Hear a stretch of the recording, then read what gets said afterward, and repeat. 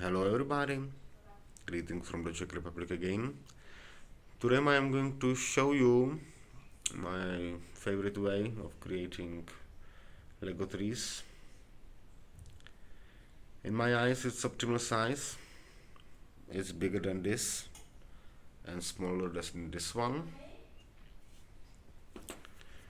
So how it works, just using few LEGO Technic parts and axles, you can create this,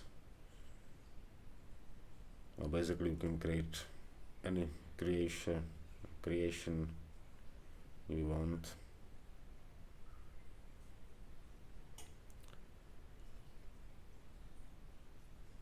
Important is this part, it's holding the leaves, but then the rest is simple.